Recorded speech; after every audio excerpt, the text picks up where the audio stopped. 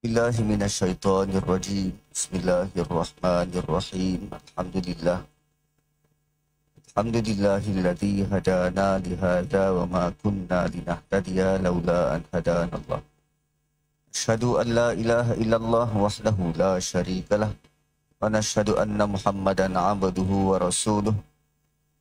Allahumma salli wa sallim wa barik ala Muhammad wa ala ali Muhammad. Kama sallaita ala Ibrahim wa ala ali Ibrahim innaka Hamidum Majid. Rabbi shrah li sadri wa yassir li amri wahlul 'uqdatam min lisani yafqahu qawli. Subhanaka la ilma lana illa ma 'allamtana innaka antal alimul hakim. Rabbi yassir wa la tu'assir. Rabbi tammimil khair ya arhamar rahimin. Assalamualaikum warahmatullahi wabarakatuh. Alhamdulillah, puji dan syukur buatan milik Allah Subhanahu wa taala. Salawat serta salam kepada Rasulullah sallallahu alaihi wasallam, kepada ahli keluarga baginda, para sahabat dan mereka-mereka yang memberikan komitmen, tumpuan dan perhatian untuk terus menjadi baik sehingga hari kiamat. So, kita masih lagi dalam suratul Kahf, ayat yang ke-37. 37. Ke surat 298. Qala lahu sahibuhu wa huwa yuhawiruh akafarta billadhi khalaqaka min turab thumma min nutfatin thumma sawwaka rajula lakinnahu wallahu rabbi wa la usyriku bi rabbi ahada. Walaula idh dakhalta jannataka qulta ma syaa Allahu la quwwata illa billah in tarani ana aqalla minka malan wa walada. So, kisah pemilik dua kebun dan ayat 37 ni respon daripada kawan dia. Respon daripada kawan dia hari berbeza. Untuk recap, pemilik dua kebun ni dia jemput kawan dia waktu tengah panen, tengah menuai. Jadi bila dia jemput tu, dia bagi tunjuklah ladang dia, kebun dia, sistem yang dia guna. Maka dalam perbualan, sementara menunggu hasil dituai, dalam perbualannya tu dia kata, ana aksaru minka malau wa a'azzu nafara, ayat 34. Aku lebih banyak harta dan lebih banyak pengikut, lebih banyak pekerja. Dua ayat selepas itu Allah tegur bentuk-bentuk kezaliman yang dibuat oleh pemilik kebun. Apa kezalimannya? Ketika dia masuk dalam kebun dia melakukan kezaliman. Dia mungkin langkah dengan kaki kiri, atau tak baca bismillah, atau tak berdoa sebelum masuk kebun. Dan itu merupakan satu kezaliman. Zalimul li nafsih, menzalimi diri dia. Kemudian Allah nyatakan pula apa yang ada dalam hati dia. Ma'azunnu an tabida hadhihi abada. Dia begitu confident bahawa harta dia boleh selamatkan dia. Harta dia kekal. Ma'azunnu, aku tidak menyangka atau aku confident, yakin, an tabida hadhihi abada. Kebun aku ini akan kekal selama-lamanya. Ya, kita mungkin rasa, kita mungkin tak mungkin akan sebut harta kita kekal. Tapi kita ada projection. Kan, kita ada projection. Sampai ke saat ini, saham Nvidia bernilai 134 USD per unit. Dan dia semakin menaik. Maka orang-orang yang main saham, dia akan melihat ni projection.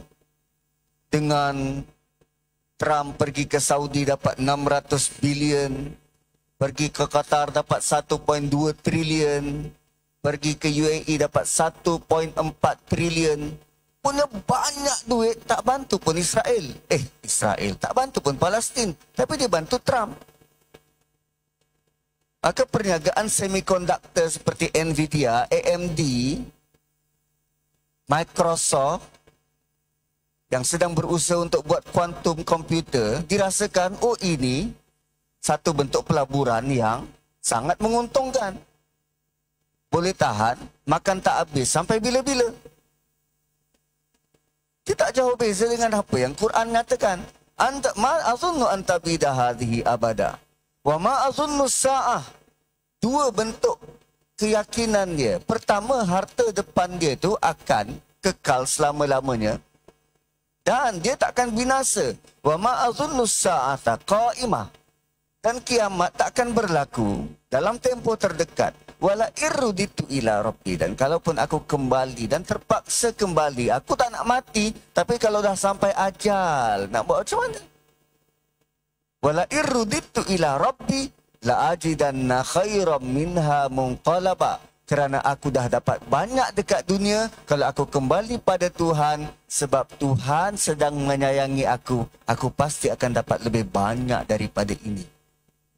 Ini bentuk delusi, delusional yang dirasakan oleh pemilik dua kebun.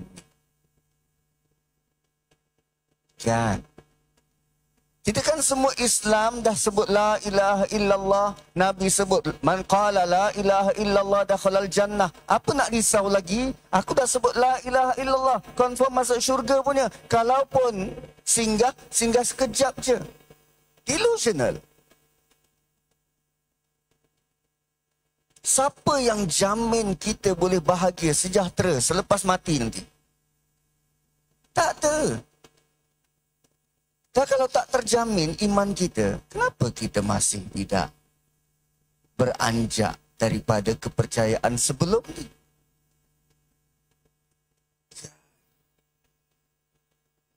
Allah beritahu ini lelaki yang dibawa contoh tentang bagaimana dia melihat harta. Dan cuba lihat apa komen sahabat dia. Qala lahu sahibuhu. Berkata sahabat dia. Cuma menariknya tuan-puan. Sebelum daripada ayat 37, ayat 38. Ayat 38. 34. Juga ada perkataan sahibihi. 37 sahibuhu, 34 sahibihi. Apa beza dua perkataan ni? Tengok ayat 34, tengok ayat 37. Faqala li sahibihi. Kalau 37, qala lahu sahibuhu. Apa beza dia? Ada beza tak? Pada perkataan sahib tu je. Yang tak tengok Quran kan hafal. Ada beza ejaan.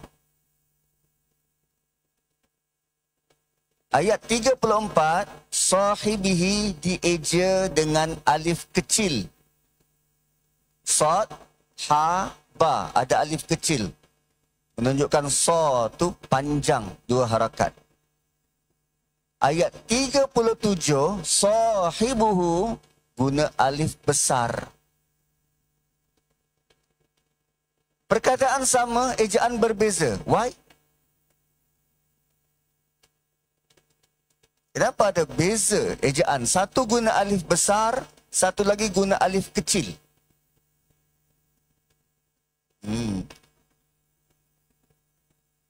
So, ulama-ulama bahasa dia ulas tentang benda ni. Antaranya Ibn Ashur yang suka bermain dengan bahasa.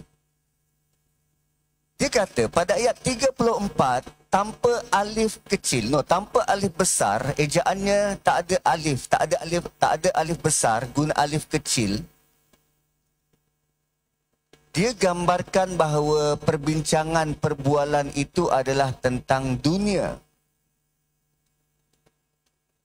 Maka sahabat dia ni tak perlu menjarakkan diri. Bila borak tentang Manchester United, boleh masuk. Tanpa perlu ada dinding, tanpa perlu ada gap. Ikut je apa yang dia nak borakkan. Satu tak ada alif besar. Tapi bila dia sentuh tentang akidah pada ayat 37. Di situ perlu jelas perbezaan cara kita percaya. Bina dinding. Tentang akidah tak ada kompromi. Kita hanya sembah satu Tuhan. Jadi kalau ada pendapat pandangan berbeza, kawan kita berbeza pendapat pandangan, itu benar-benar beza. Kita perlu ada dinding, ada alif besar. Tapi kalau dia borak tentang dunia, tentang bola, tentang kereta, tentang saham, tak apa, join je. Tu beza guna alif. Alif besar dengan alif kecil. Quran datang begitu. So, qala lahu sahibu, sahabat dia ni berkata, wa huwa yuhawiruhu. Dan dia datang, dia melawat ni bukan nak sekolahkan kawan dia ni. Tak, berborak. Yuhawir, hiwar, ni borak. Kan lepak mamak. Duduk petang-petang. Sambil main drone. Apa je lah aktiviti dia. Sambil tengok lembu dekat landang. Kan? Borak-borak. Wa huwa yuhawiruhu. Maka dalam sesi perbualan dia ni, dalam dia borak-borak, lelaki borak kan banyak topik. Daripada satu topik ke satu topik, daripada gearbox. Dia boleh cerita tentang kapal layar. Boleh. Satu topik ke satu topik. Itulah lelaki. So, bila dia borak-borak, dalam perbualan dia ni, dia selitkan. Dia kata, akafarta billadhi khalaqak. Apakah engkau kufur kepada yang telah menciptakan kau? Akafarta billadhi khalaqaka. Dan yang ciptakan engkau tu min turab, daripada tanah. Summa min nutfah, kemudian dia menjadikan engkau dari air mani. Summa sawwa karajula. Kemudian dia sempurnakan ciptaanmu menjadi lelaki yang satu. Kawan dia ni sebut begini. Kau rasa tak bersyukur ke setelah apa yang Tuhan beri engkau daripada susah dulu, satu persatu kau naik, sekarang kau berjaya? Kan? Ini bentuk peringatan dari kawan. Dia kata, engkau kan dulu susah sama-sama, aku nampak engkau turun naik dalam perniagaan, turun naik dalam nak menjaga kebun ni. Satu ketika dulu kebun kau diserang oleh binatang perosak, siput gondang. Zaman sekarang dah tak jumpa, tak dengar dah masalah siput gondang. Kalau dulu petani-petani kita zaman 80-an berperang dengan siput gondang. Sekarang tak perang dah dengan siput gondang. Kita perang dengan apa? Beras campur. Beras tempatan level international. Dah tak ada dah siput. Kan dulu aku nampak engkau susah payah. Pergi sekolah jalan kaki 13 kilometer. Malam baru balik. Sampai rumah nak kena basuh baju. Sebab bau peluh. Besok nak kena pakai lagi. Selai baju tu je lah. Aku pun tak tahu kau punya keluarga susah. Tapi bila sekarang Allah telah jadikan kau senang. Kau sudah mahu kufur ke? Akafarta billadhi khalaqaka min turab, summa min nutfah, summa sawwaka rajula. Allah sebut begitu, gambarannya kau daripada susah dulu. Dan sekarang kau sudah sempurna, sawwaka rajula. Dan kemudian itu nasihat dia pertama. Nasihat dia kedua, lakinna, akan tetapi huwallahu rabbi, Allah itu Tuhan aku. Wala usyriku bi rabbi ahada, dan aku sekali-kali takkan syirik kepada Tuhanku sedikit pun. Dua ayat, dua nasihat berbeza. Pertama dia kata, adakah engkau kufur? Akafarta.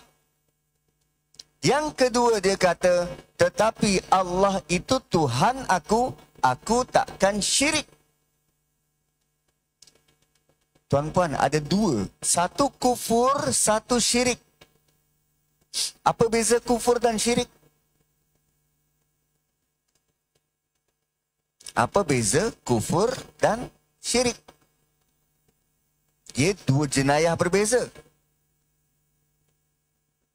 Kufur, bila kita perlakukan nikmat yang Allah beri tidak seperti yang Allah mahu. Itu kufur. Syirik, kita duakan Tuhan. Syirik, kita duakan Tuhan. Contoh kufur, kopiah pakai kat kaki. Itu contoh kufur. Contoh syirik. Contoh syirik. Kita pergi kerja, orang rumah kita bawa masuk lelaki lain. Dia duakan kita. Menggambarkannya saja sudah sakit hati. Sekarang gambarkan Allah yang diduakan. Itu syirik. Menduakan. So sekarang, kawan dia diberi nasihat, ada dua kategori, kufur dan syirik. Jom kita tengok ayat 34. Cuba pinpoint, yang mana kufur, yang mana syirik. 34. Wa kana lahu thamarun faqala li sahibihi wa huwa yuhawiru ana aktsaru minka malan wa a'azzu nafara. Dia bercakap dengan sahabat dia dalam keadaan berborak-borak, aku lebih berjaya dan aku lebih banyak pengikut. Mana satu kufur, mana satu syirik? Dalam perkataan tu, aku lebih banyak harta dan aku lebih banyak pengikut. Mana satu kufur, mana satu syirik? Dua-dua kesalahan tu ada dalam perkataan tu. Aku lebih berjaya, aku lebih berpengaruh. Dan perkataan ni bukan kita tak pernah sebut. Aku dulu makan garam lah.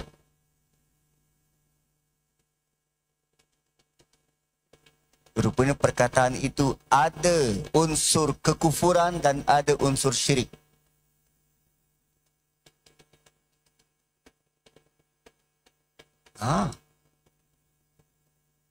Apa yang kufur dia? Aku lebih banyak harta. Harta itu siapa bagi? Kufur. Aku lebih banyak pengaruh. Lebih kuat pengaruh. Influenza.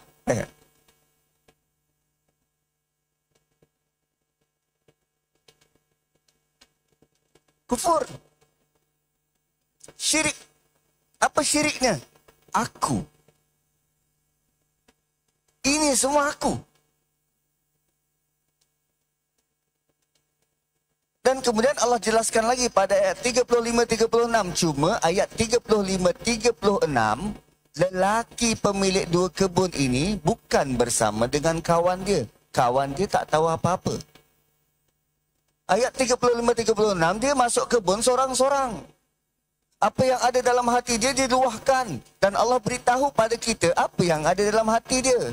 Tapi kawan dia tadi bersama dengan dia, melalui dua perkataan besar ini, lantas dia nasihat, jangan kufur, jangan syirik. So kita boleh jatuh kepada kekufuran dan kesyirikan hanya dengan bercakap. Tak perlu pergi ke Batu Cape, pasang tanda, letak bunga. Tak perlu tu. Hanya bercakap. Aku lebih bagus, lagi dulu makan garam. Lagi kaya. Lagi berpengaruh. Cukup. Dua kesalahan kita buat. Pertama kufur, yang kedua syirik.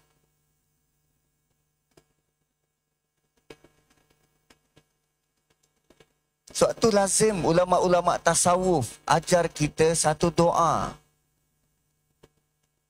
Apa doanya? Allahumma inna na'udzubika min an nusyrika bika syai'an na'lamu wa nastaghfiruka lima la na'lamu. Wahai Tuhan, aku berlindung padamu min an nusyrika bika syai'a. Aku berlindung padamu daripada perbuatan-perbuatan syirik aku padamu. Syai'an na'lamu, sama ada aku tahu atau aku tak tahu. Kita kadang tak perasan perkataan-perkataan kita ni. Dan Allah sangat particular terhadap kalimah, perkataan yang keluar dari mulut kita. Hanya dengan kalimah itu, kita boleh dilabel sebagai kufur, sebagai syirik. Belum ada tindakan, baru perkataan, baru bercakap. Dan itu layak dihukum.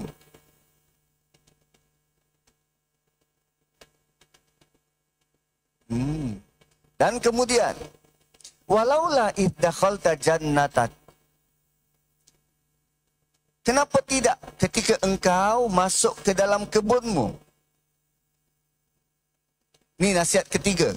Kenapa tidak waktu engkau masuk ke dalam kebunmu, qulta, engkau sebut, Masya Allah la quwata illa billah. Semua ini datang dari Allah. Aku tiada upaya kecuali dengan Allah. Inilah jawapan untuk mengelakkan kita menzalimi diri. Ini jawapan kepada ayat 35.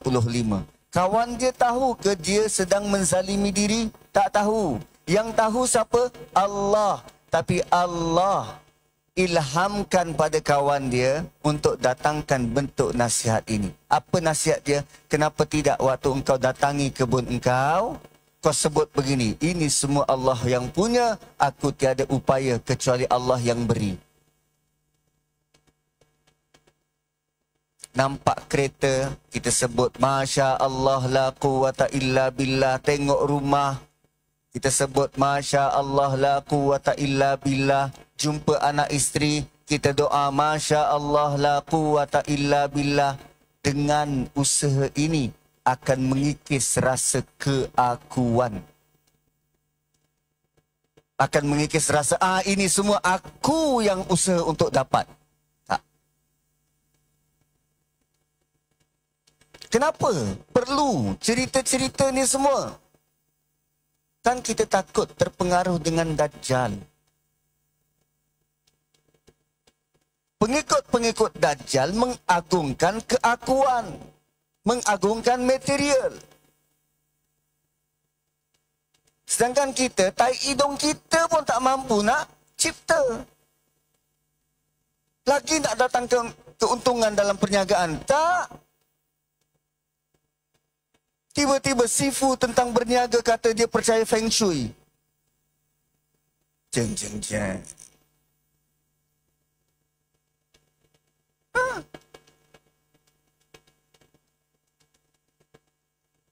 Dan dunia ini, apa yang kita dapat bukan kerana kita. Bukan kerana kita. Ada seorang ahli sufi. Kan, sezaman dengan Syekh Abdul Qadir Jailani. Sezaman dengan dia. Pernah melalui satu lorong. Satu jambatan nak seberang sungai. Bila dia nak masuk jambatan tu, dia tengok ada anjing dekat ujung. Pun nak lalu jambatan yang sama, bertentang. Dia dah hampir separuh, dia nampak anjing tu nak datang, dia berundur, dia bagi laluan pada anjing tu. So anak murid dia yang nampak akan rasa apa? Wih, mulianya lah guru aku ni. Dengan haiwan pun penyayang. Kan bagi laluan pada anjing. Satu sudut yang lain kita lihat, oh dia tak nak sertu. Kan, anjing kan najis. So bila ditanya guru dia, kenapa? Kenapa dia berundur? Kenapa tak halau anjing tu? Guru dia kata, apa jasa yang aku pernah buat pada Tuhan sehingga Tuhan jadikan aku seorang manusia? Dan apa bentuk kesalahan yang anjing tu buat sebelum ni yang melayakkan dia dicipta sebagai anjing?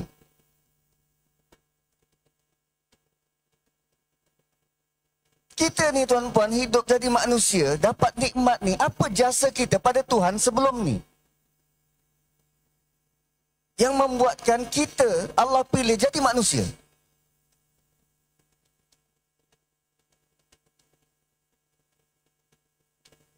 Bukan kita tak tahu perjuangan sperm berenang untuk menuju ke satu telur tu, ovum, berjuta. Tapi Allah pilih kita.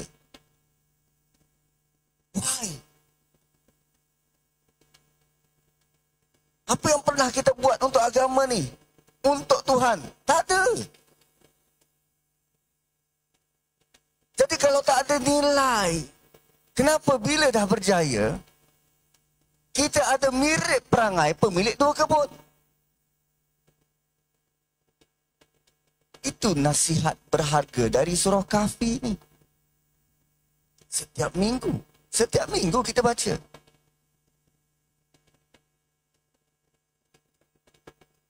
Kan?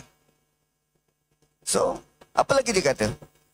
Masya Allah la quwwata illa billah in tarani ana aqalla minka malan wa walada.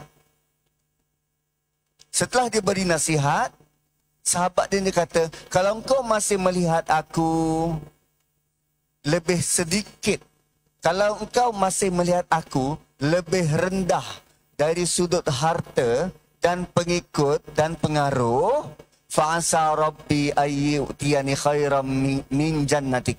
Aku berharap agar Allah beri aku kebun yang lebih baik dari engkau. Kenapa kita perlu brag?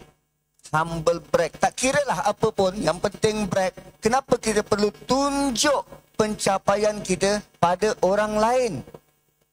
Pada manusia. Sedangkan yang kita dapat tu pun daripada Tuhan. Nama kita, kita tak pilih. Kan ada tuan-puan siapa yang pilih nama sendiri? Saya nama Nazri, bukan saya pilih. Mak bapak saya bagi. Mak bapak pun kita tak pilih. Keturunan kita, kita tak pilih. Aku Jawa, aku terima. Nak jadikan Cina, silakan. Tapi kita tak pilih keturunan kita. Warna kulit, kita tak pilih. Tinggi rendah kita tak pilih.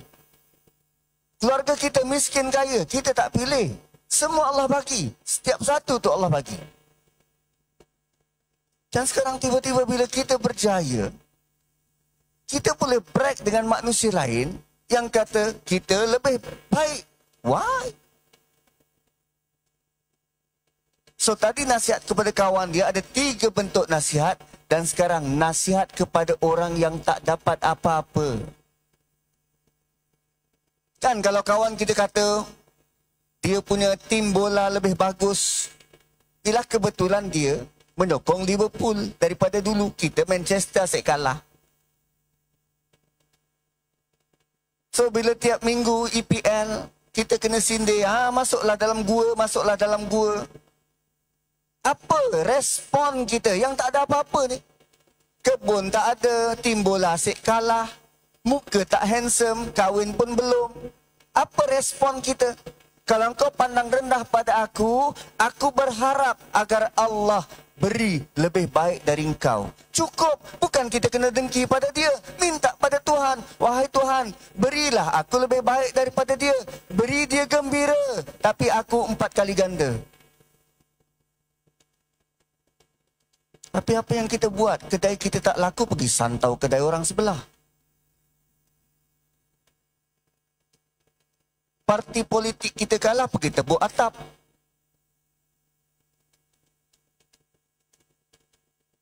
Kita sabotaj.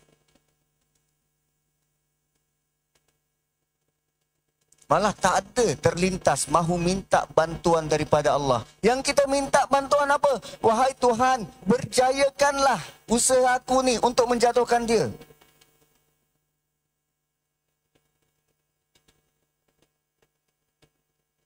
Akhirnya dunia semakin tidak aman. Yang kita kejar, kita mahu berkuasa. Yang kita kejar mahu lebih kaya walaupun ternyata menindas orang lain. Why? Allah bawa dua garapan. Pertama, orang yang berjaya perlu tahu dan akur kejayaan itu datang dari Tuhan. Orang yang belum berjaya perlu akur minta kejayaan hanya dari Tuhan, bukan dari Bapa. Kan cerita apa tu? Tiga Abdul? Bukan. Ahmad Al-Bab ke? Ini harta dari Tuhan, bukan dari Bapa.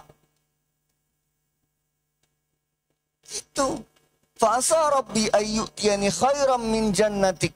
Moga Allah beri aku, Tuhanku akan berikan pada aku khairam min jannatik. Syurga ataupun kebun yang lebih baik daripada engkau. Wa yursila 'alaiha husbanan minas sama'. Di sini ada khilaf para mufassir melihat terjemahan ayat ni. Terjemahan pertama, ini adalah permintaan kawan dia tu. Ayatnya macam ni. Moga Tuhanku akan beri kepadaku kebun yang lebih baik dari kebunmu. Dan semoga Tuhan mengirimkan petir dari langit kepada kebunmu hingga dia menjadi tanah yang licin. Biar dia banjir. Oh, nampak macam berdendam betul kawan dia ni. Sampai dia doakan kebun itu tenggelam, banjir. Kan?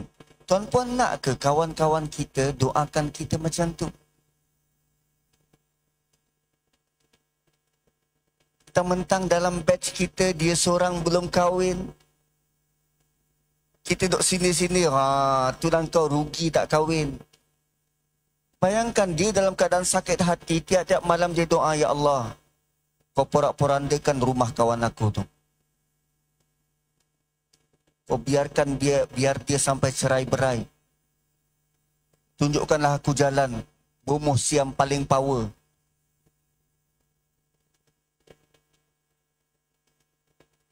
Dan apa chances setelah kita brag pada orang lain, orang tu akan doakan kita kebahagiaan? Tak? Dia lagi sakit hati, dia pergi doa, lagi mengancam. Itu pendapat pertama. Kawan dia ni mendoakan keburukan. Pendapat kedua, doa kawan dia ni sampai jannatika. Doa kawan dia ni sampai jannatika. Fa'asa Rabbi an yu'tiyani khairam min jannatik. Wahai Tuhan, semoga engkau beri aku kebun yang lebih baik daripada dia. Full stop. Itu doa dia. Wa yursila 'alaiha husbana. Ini tindak balas daripada Tuhan. Kami yang utuskan petir, angin ribut, taufan membanjiri kebun dia. Fatus biha sa'i dan zalaqa. Lalu menjadi kebun dia ni rata bergenang air, air temenung. Itu tindak balas daripada Tuhan. So ayat ini ada dua part. Part manusia berdoa, part tindak balas daripada Tuhan terhadap kebun. Dan perkataan sa'i dan zalaqa, kalau kita pergi awal surah ini, surah Kahfi ini, kita pernah jumpa pada ayat yang ke-8 sa'i dan juruza. Di sini sa'i dan zalaqa. Zalaqa tu licin. Ayat ke-8 sa'i dan juruza, kering kontang. Ayat 8 sa'i dan juruza.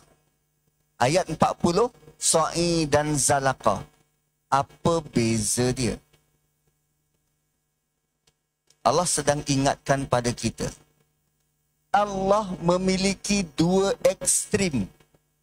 Allah boleh jadikan kering kontang sampai tak boleh nak dapat air. Dan Allah boleh jadikan tenggelam sampai engkau tak tahu nak airkan air tu nak letak kat mana. Dan dalam keadaan biasa, Allah beri tidak terlalu kering, tidak banjir sampai membinasakan. Apa yang kita dapat sekarang? Hujan sikit-sikit, sekadar boleh menyuburkan tanaman. Kita boleh bergerak ke sana kemari. Allah boleh tak jadikan kemarau terus tak ada air? Boleh. Dan Allah boleh tak jadikan kajang ini banjir sebanjirnya? Boleh. Allah boleh buat sa'i dan juruza. Allah boleh buat sa'i dan zalaqah. Dan in between dua ayat ini, cuba baca balik. Setelah sa'i dan juruza, sampai sa'i dan zalaqah, apa isi di tengah-tengah? Nak bercakap benda yang penting saja, jangan brag pada orang lain, jangan kufur, jangan syirik. Semua terletak di tengah-tengah perbincangan sa'i dan juruza dan sa'i dan zalaqah. Wow. Begitu Quran buat package supaya kita punya cara pandang pada hidup terarah dan terurus. Dia bukan tentang sebuah cerita yang nanti sebelum anak tidur kita ceritakan semula. Tak. Cerita ini akan menyedarkan kita apa bentuk salah silap yang aku dah buat, yang aku tak perasan. Hanya melalui kata-kata. Okay, next. Au yusbiha ma'uha ghaura fala tastati'a lahu talaba. Atau Allah akan jadikan sungai yang mengalir, yusbiha, kami akan transform, ubah air yang dia ada tu ghaura, kering, meresap jauh dalam tanah. Fala tastati'a lahu talaba. Dia tak akan boleh cari, dia tak akan boleh berupaya untuk hasilkan air itu. Galilah sedalam mana. Tak, air itu dah hilang. Kalau tadi Allah boleh tenggelamkan kebun dia, atau Allah boleh keringkan kebun dia sehingga tak mampu cari sumber air. Wa uhita bi thamarihi fa asbaha yuqallibu kaffayhi ala ma anfaqa fiha وَهِيَ خَاوِيَةٌ عَلَىٰ عُرُوشِهَا وَيَقُولُ يَا لَيْتَنِي لَمْ أُشْرِكْ بِرَبِّي أَحَدًا. Dan harta dia, harta yang dia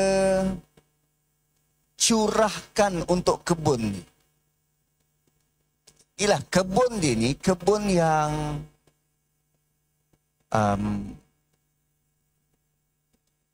yang moden, kita sebut moden lah kot. Kebun yang terjaga dan terpelihara. Tuan-tuan pernah tengok kebun pisang dekat Thailand? Pernah tengok tak cara orang Thailand buat kebun pisang? Berbeza dengan kita. Kebun pisang dia ada rel kereta api. Atau kebun dekat Thailand tu, dia buat sistem perparitan yang sistematik. So, tandan-tandan pisang tu hanya perlu dijatuhkan masuk dalam sampan, mudah untuk dibawa keluar. Dan sekarang diorang mula guna AI untuk baca, untuk meracun, hanya dengan bawa bot kecil, ada penyembur dan cukup masa dia pusing. Tak pernah nampak kan? Itulah guna YouTube. Boleh tengok. Bayangkan, mereka punya modal, keuntungan disalurkan kembali untuk bina sistem irigasi yang sangat kompleks dan teratur macam tu.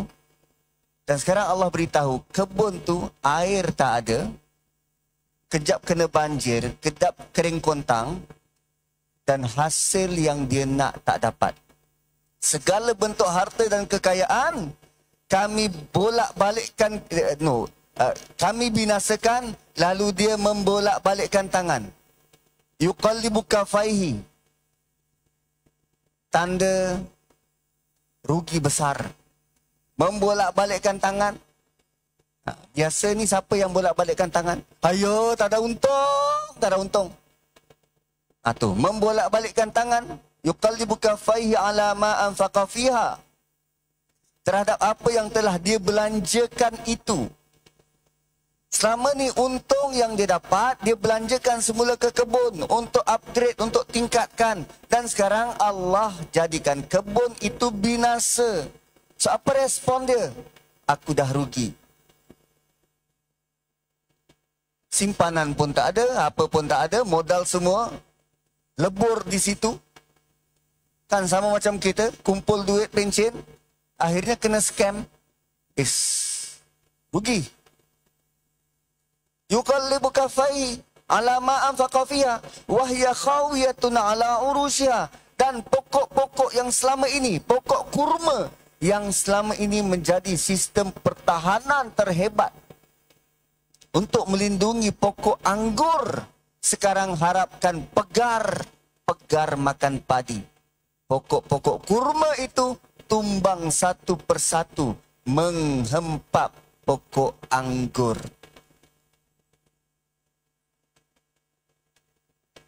Kan wahya khawiyatun ala urusya wa yaqul, dan pemilik kebun ini berulang-ulang kali kata, ya laitani, kan bagus, lam usyrik bi rabbi ahada, aku tidak syirik pada Tuhan walau sekali.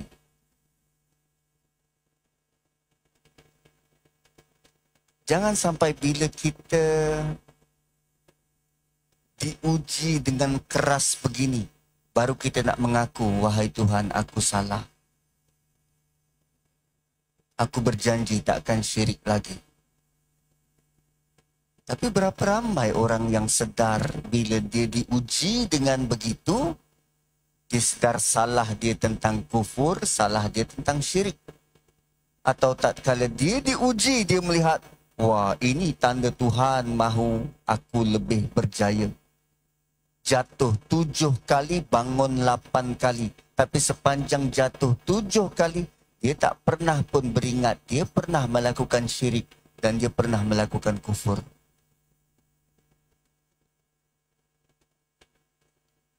Allah ajar tentang syirik. Ya laitani lam usyrik bi rabbi ahada. Kita ambil SPM, tak berjaya dapat semua A. Sebab lambat bangun dapat E. Adakah dalam penyesalan kita tu kita ada sebut tentang, wahai Tuhan, aku tak nak syirik dah pada Engkau? Atau kita tak sedar pun, aku ada buat syirik ke?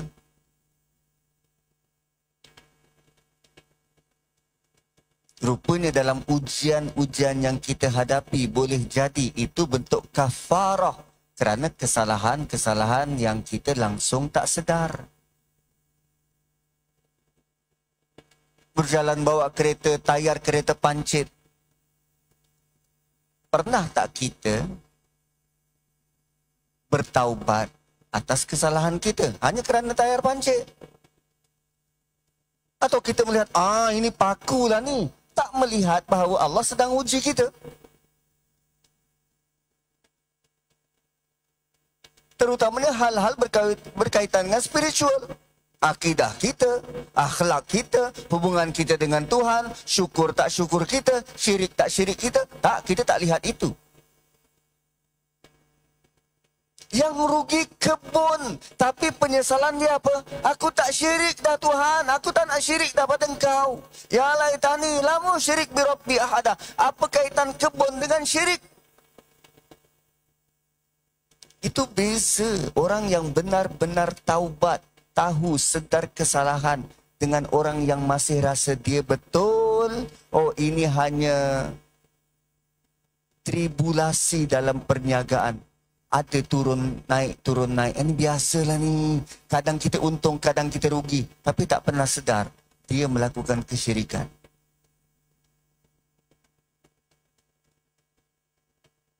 Wah.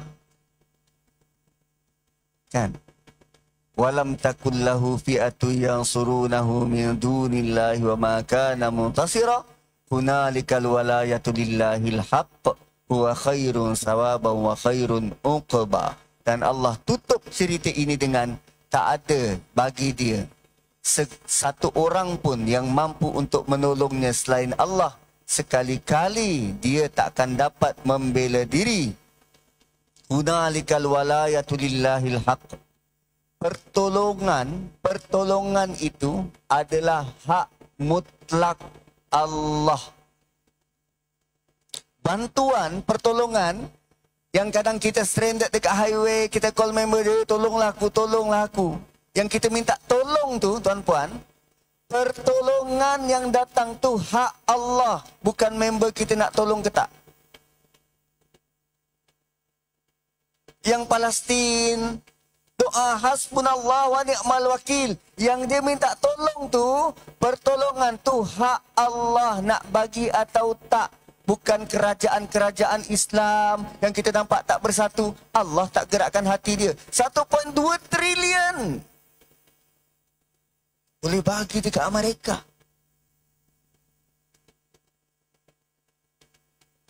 Tanah Palestin tu tak tertebus pun. Pertolongan tu hak Allah.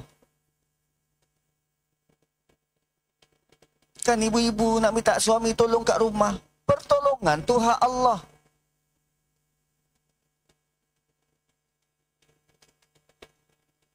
Akhirnya bila suami dia tak tolong sekian lama, yang dia benci, dia marah pada suami. Tapi dia tak gunakan doa dia yang mustajab tu, minta pada Allah, wahai Tuhan, kau gerakkanlah suami aku, tolong aku.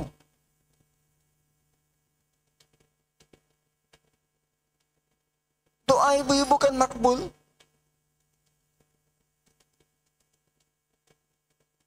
Kan berkali-kali di ayat dalam ni, fa asa rabbi ayyutani khairan min jannatik. Moga Tuhan bagi aku lebih baik daripada ini.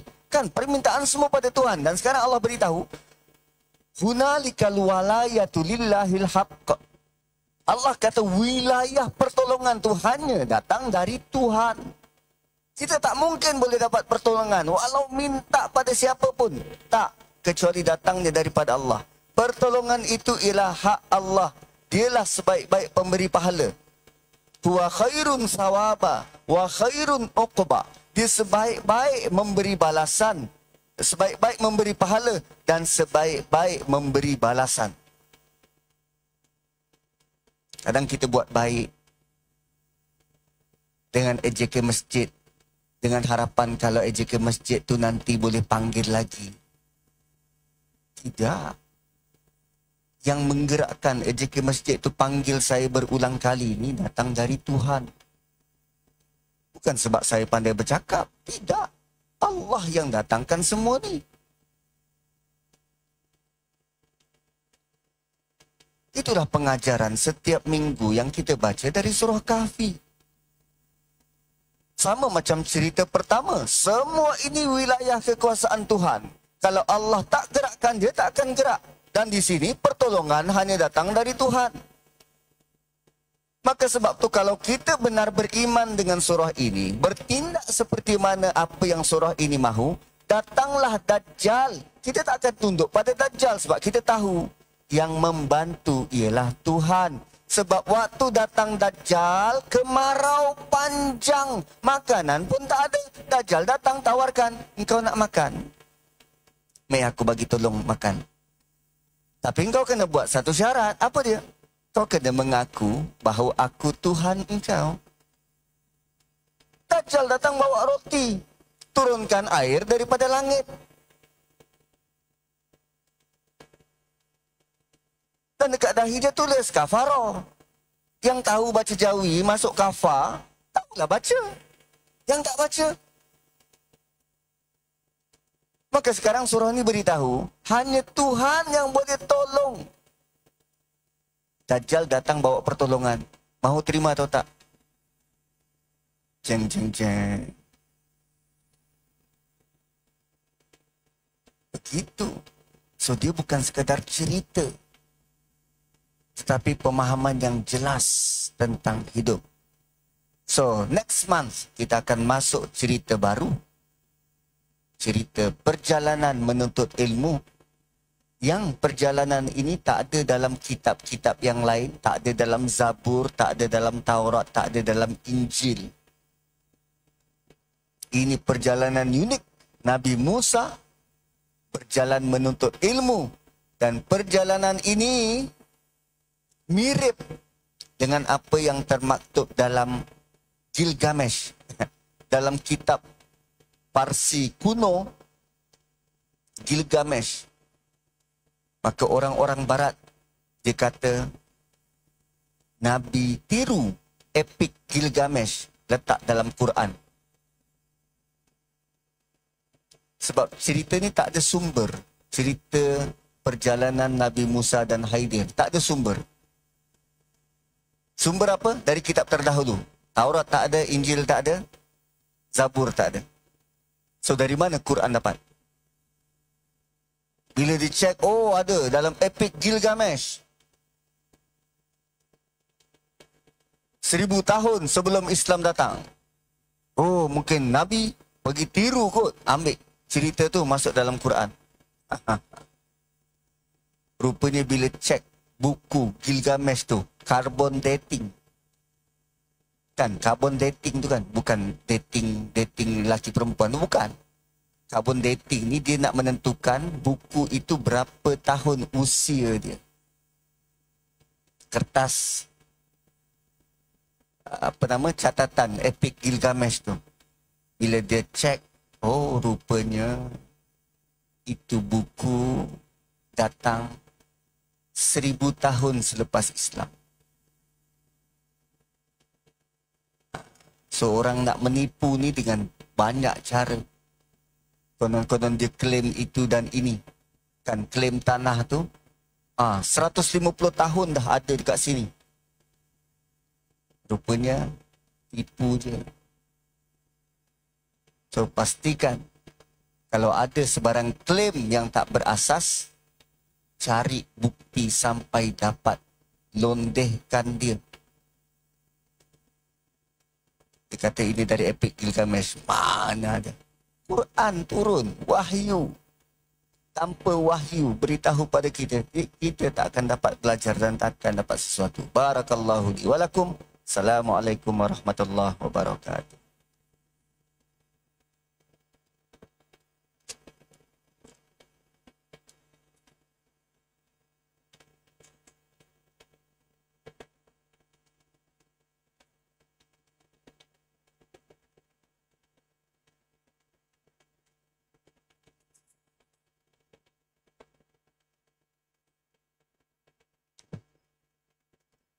Jemput semua jemaah turun ke bawah untuk kita bersarapan pagi bersama.